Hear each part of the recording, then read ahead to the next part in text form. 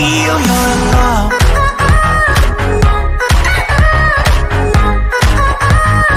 I just wanna feel your love. Et salut tout le monde, c'est Nolan CI. Aujourd'hui je fais une nouvelle vidéo sur Minecraft. C'est une vidéo, un peu un tuto redstone. Je vais vous apprendre à faire une porte 2x2 très compacte. Alors, voici avec un levier. Là on actionne le levier, la porte s'ouvre. On actionne encore le levier, la porte se ferme. Voilà, c'est très simple. Voilà, juste ça s'ouvre, ça se ferme. Et c'est assez rapide. Donc le système, le voilà. Voilà, c'est vraiment très compact. Voilà, après ça part en bas. Voilà. Maintenant, avec un bouton, voilà, ça fait la même chose. Regardez, on appuie sur le bouton, la porte s'ouvre. C'est la même, hein. On appuie sur le bouton, la porte se ferme. C'est la même porte, mais avec des boutons. Avec un bouton. Voilà, le système, c'est ça. Voilà, ça, un tout petit peu plus compliqué, parce que là, il faut faire ce petit système.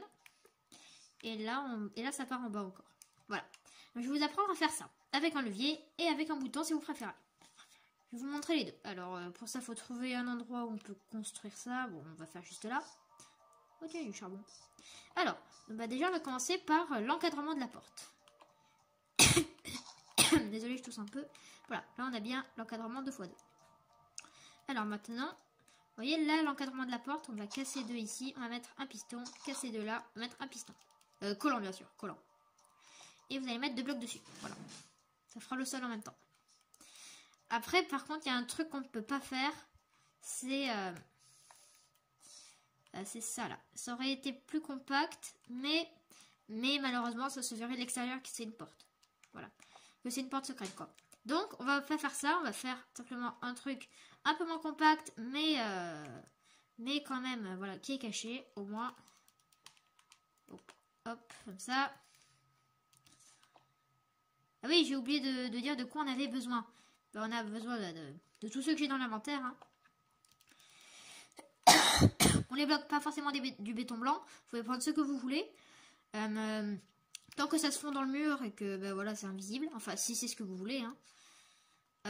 Donc désolé, j'ai un peu commencé sans commentaire là. Alors, donc en gros, ici là vous faites ça. C'est-à-dire que là pour faire un paire, vous pouvez mettre un piston là comme ça. Et vous reculez d'un cran. Hop. Et là, vous posez deux pistons collants comme ceci au-dessus, comme ça, et vous mettez un piston collant comme ça. Et vous mettez, hop, un bloc là. Vous faites la même chose de l'autre côté, comme ceci. Vous devriez avoir ça. Voilà. Alors maintenant, on va s'occuper de l'alimentation en redstone, de l'alimentation. Alors, pour ça, on va mettre 3 blocs au-dessus, 3 pistons. De l'autre côté, on va faire pareil, 1, 2 et 3. Hop, on va les relier comme ceci. Maintenant, on va mettre de la redstone. Là, on va en mettre 2 ici. 2 ici et 2 au centre, comme ceci. Voilà, ces deux là on les laisse vite pour l'instant. On va y mettre des repeaters, 1 et 2. Ces repeaters, on va les mettre à 2 ticks. En fait, vous faites juste un clic dessus. Voilà, bon après ça dépend si vous êtes sur Switch, sur PS4, sur PC. Moi je suis sur Switch, donc c'est avec ZL. Bon après sur PS4, je crois que c'est L2. Voilà. Sur PC, je crois que c'est soit clic gauche, soit clic droit. Franchement, je m'y connais pas trop là-dedans. Alors, et maintenant pour en bas, on va aussi alimenter. Voilà, avec 2 poudres de redstone. Oh, punaise. 2 poudres de redstone, hop, comme ça. Ici, on amène la redstone, hop. Ici, comme ceci. Non, je suis bloquée. Hop. Voilà, juste ici. Alors, et ensuite, bien sûr, on remet le sol. Et voilà, donc on voit bien que la redstone n'est pas coupée par le bloc. En fait, la redstone, si on met un bloc comme ça, voilà, ça se poursuit plus là. C'est un petit problème qu'il faut éviter. Alors, donc maintenant qu'on a fait ça, on va simplement devoir relier les deux parties. Ah oui, mais d'abord, je vais vous montrer un petit peu comment ça marche, histoire que vous compreniez. Alors, cette partie-là, la partie haute, c'est un peu la plus technique. Simplement, si vous alimentez, voilà ce qui se passe. En gros, je vais vous expliquer rapidement ce qui se passe. Alors, d'abord, ces deux redstones sont alimentés. Il ne se passe rien vu qu'au début, à la fermeture, quand c'est ouvert, pardon. Attendez, il y a un petit problème là par contre. Bon, je vais peut-être mettre à 3 ticks pour voir. Voilà. Donc, parfois ça marche pas à 2 ticks. Hein, vous mettez 3 ou si ça marche toujours pas, mettez à 4. Voilà. Mais bon, voilà. Quand on ferme, voilà. Alors, donc, ça alimente cette redstone qui n'alimente rien au début, vu que il n'y a pas de piston. Vu qu'il n'y a rien en dessous, bien sûr, au début, avant qu'on alimente. Avant qu'on alimente les 2 autres. Ensuite, ces repeaters bloquent un peu le courant, ça fait attendre un peu. Et ensuite, ça alimente ces 2 poutres de redstone qui vont alimenter les 2 pistons ici. Voilà. Les 2 pistons poussent piston et bloc. Voilà. Et le piston est ensuite alimenté par la redstone ici.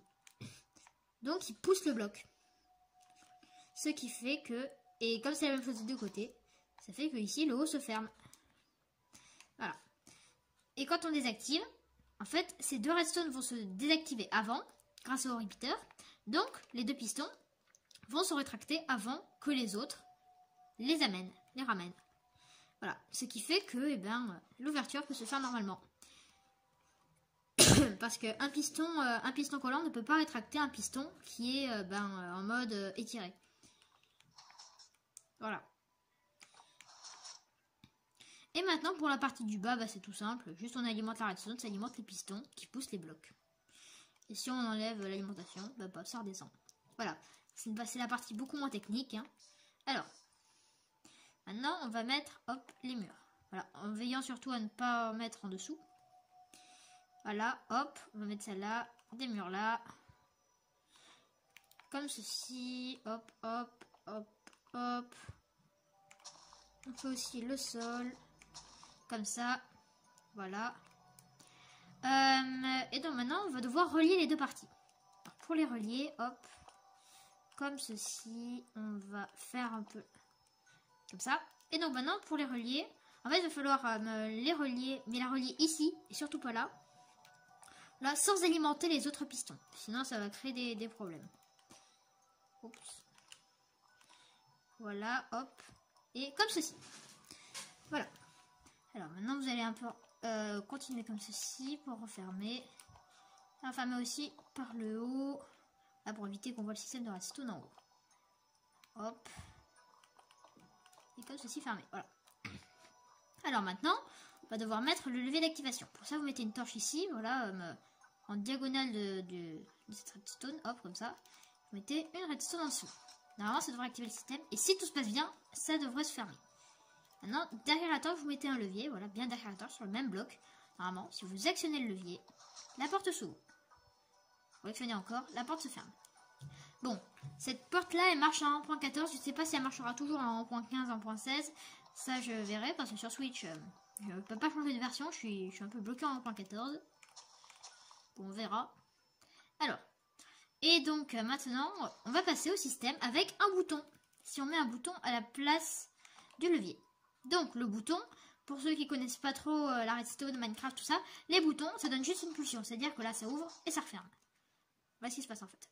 Le bouton envoie une pulsion, mais elle est assez courte, voilà. C'est pas comme le levier où c'est soit ça envoie une pulsion, soit ça n'en envoie pas. Le bouton, c'est t'appuies, ça en envoie, puis ça n'envoie plus. Voilà. Donc pour ça, pour remédier à ça, on va devoir faire un système qui s'appelle une T-flip-flop. Bon, ça doit pas trop vous parler, sauf si vous y connaissez un peu en redstone. Alors une T-flip-flop, c'est quoi? Ça permet de transformer une pulsion de courant, c'est-à-dire ça, en gros, enfin ça marche plus vu qu'il n'y a plus la redstone, une pulsion de courant en un courant tout court en fait. C'est-à-dire que si tu appuies sur le bouton une fois, ça se ferme, tu appuies sur le bouton une fois, ça s'ouvre. Voilà. C'est pour ça. Alors, donc pour ça, derrière la torche, vous allez mettre un repeater. Normalement, il est activé. Vous allez mettre un autre repeater. Voilà. Bon, ne vous inquiétez pas s'il y a une barre comme ça. En fait, ça veut juste dire qu'il est bloqué par l'autre repeater. Comme il envoie un courant, ça bloque lui. Ça le bloque. Vous mettez un autre repeater qui va dans l'autre sens, vers le bloc qu'on a posé juste avant. Voilà. Donc là, en gros, ça fait juste une ligne comme ça. Donc ici, vous allez poser 2 poutres de redstone. Voilà. Comme ceci. Et ici, vous allez, hop, là où pointe ce repeater là, vous allez mettre une torche de redstone. Voilà. Et là, votre T-flip-flop est prête. Si vous appuyez sur le bouton, qu'est-ce qui va se passer? La torche va s'éteindre. Donc ça va éteindre ce repeater là. Ah, attendez, juste vite fait, avant que je vous explique, il faut mettre à 4 ticks. Sinon ça va pas marcher. Voilà. Alors, ça va désactiver ici ce repeater-là. Il ne conduira plus de courant. Donc, celui-là va pouvoir conduire le courant de la torche, comme ceci, dans le reste du système et tout. Mais surtout, à ce repeater-là, qui va pouvoir éteindre la torche. Mais avant cela, le bouton aura arrêté sa pulsion. Et donc, ce repeater-là sera encore bloqué. Mais cette fois, il sera bloqué en activé, quoi. Je vais vous montrer, regardez. On appuie, voilà, tac. Et voilà, il est bloqué cette fois, mais en activé, en fait. Il ne peut pas se désactiver. Sauf si on appuie sur le bouton. Donc là, si on va appuyer sur le bouton, ça va éteindre la torche, éteindre ce repeater-là. Donc, cette fois, il ne sera plus activé, ce repeater-là, vu qu'il n'aura plus d'alimentation. Mais comme il n'aura plus d'alimentation, cette redstone et tout ça non plus, et donc ce repeater-là non plus. Et donc, la torche pourra se rallumer. Enfin, c'est un peu bizarre à mon avis. Et peut-être pour vous, je ne sais pas si vous comprenez bien, mais je vous conseille plutôt d'aller voir des vidéos sur les bases de la redstone Minecraft pour mieux comprendre ça, parce que je ne sais pas trop comment vous l'expliquer. Donc, si on appuie sur le bouton, la porte s'ouvre. Si on appuie sur le bouton, la porte se ferme. Si vous voulez comprendre ce système, encore une fois, allez voir des vidéos explicatives des bases de la redstone et tout ça. Voilà, parce que moi, je ne sais pas trop comment vous l'expliquer. Et sinon, merci d'avoir regardé cette vidéo. J'espère que ça vous servira. J'espère que cette porte vous servira dans une map ou un truc comme ça. Et sinon, c'était NolanCI. J'espère que cette vidéo vous aura plu. Et sinon, n'oubliez pas de mettre un like, de vous abonner et d'activer la cloche de notification si ce n'est pas déjà fait. Et sinon, encore une fois, merci d'avoir regardé cette vidéo. Et au revoir.